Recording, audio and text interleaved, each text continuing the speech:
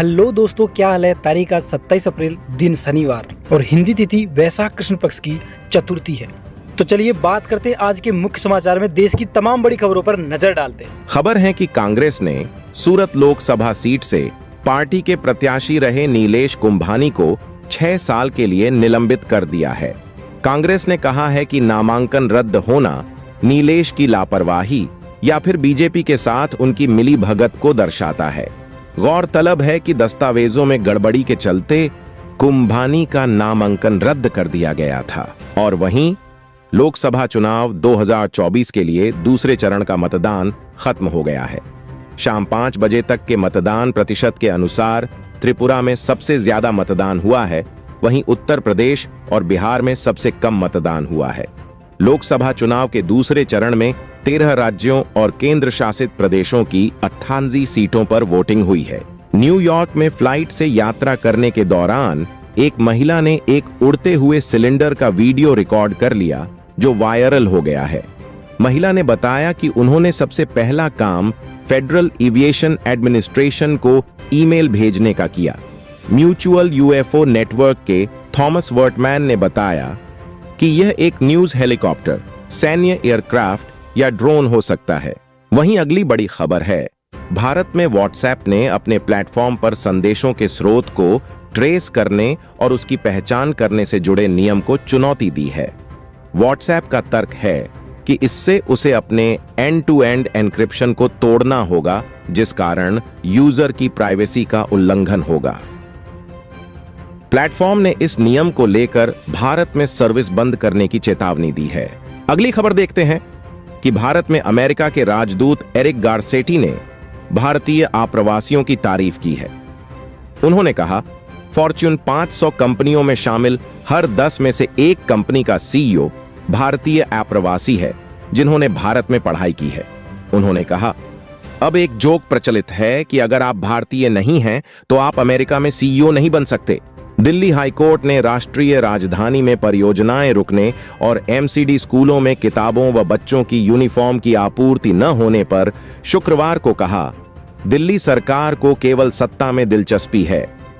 High court ने दिल्ली सरकार के वकील से कहा, हमने कहा है कि राष्ट्रहित सर्वोपरि होगा, लेकिन आपके मुवक्किल ने निजी हितों को सबसे ऊपर रखा है।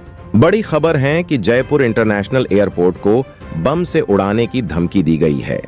रिपोर्ट्स के मुताबिक एयरपोर्ट की ऑफिशियल फीडबैक आईडी पर शुक्रवार को धमकी भरा ईमेल आया, जिसमें धमकी देने वाले शख्स ने खुद के बेंगलुरु मौजूद होने की बात कही।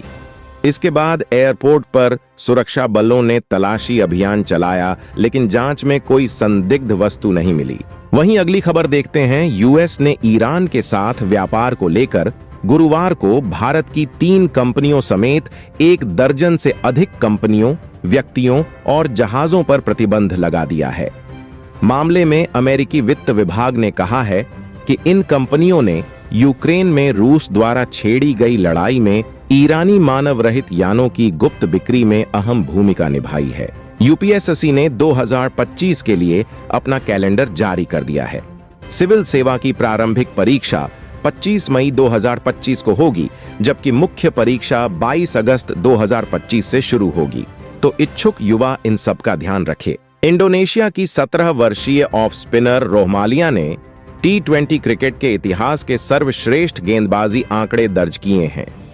रोहमालिया ने बाली में मंगोलिया के खिलाफ 5वें T20 मैच में 3.2 में 3 मेडन 0-7 विकेट के आंकड़े दर्ज कर यह रिकॉर्ड बनाया। यह रोहमालिया का पहला T20 मैच भी था। इंडोनेशिया ने यह मैच 127 रनों से जीता। और अब आगे बढ़ने से पहले वीडियो को लाइक करो, साथ ही चैनल को सब्सक्राइब करके ज्यादा से ज्यादा शेयर करो, क्योंकि इसमें आपका 1 सेकंड लगता है और हमको बहुत अच्छा लगता है।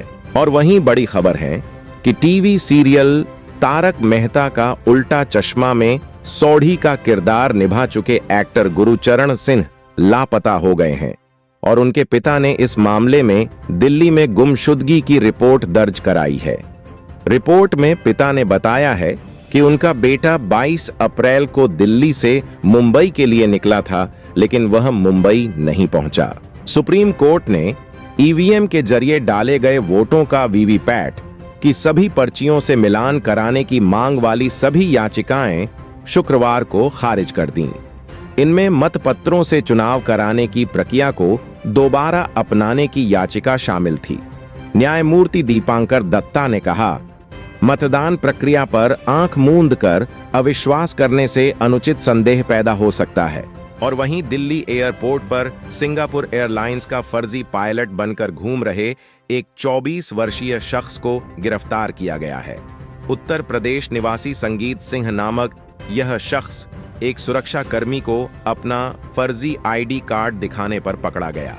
उसने कथित तौर पर अपने परिवार और परिचितों को बता रखा था कि वह सिंगापुर एयरलाइंस में बतौर पायलट काम करता है।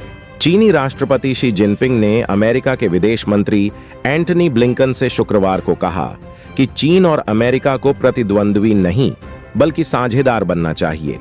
उन्होंने अमेरिका से चीन के विकास को सकारात्मक रूप से देखने को कहा ताकि द्विपक्षीय संबंधों को स्थिर किया जा सके। बकौल रिपोर्ट्स, ब्लिंकन और जिनपिंग के बीच करीब 5 घंटे तक बातचीत चली। पंजाब किंग्स पीबीकेएस ने शुक्रवार को केकेआर के खिलाफ 18.4 ओवर में 262 रनों का लक्ष्य हासिल किया, जो टी20 क्रिकेट का सबसे बड़ा सफल रन चेज है। केकेआर ने फील सॉल्ट 75 और सुनील नरेन 91 की पारियों की बदौलत 261 का स्कोर बनाया था। पीबीकेएस ने जॉनी बेयरस्टो के शतक की बदौलत 8 विकेट से मैच जीत लिया, स्कोर पर रोक दिया। वीडियो को लाइक करें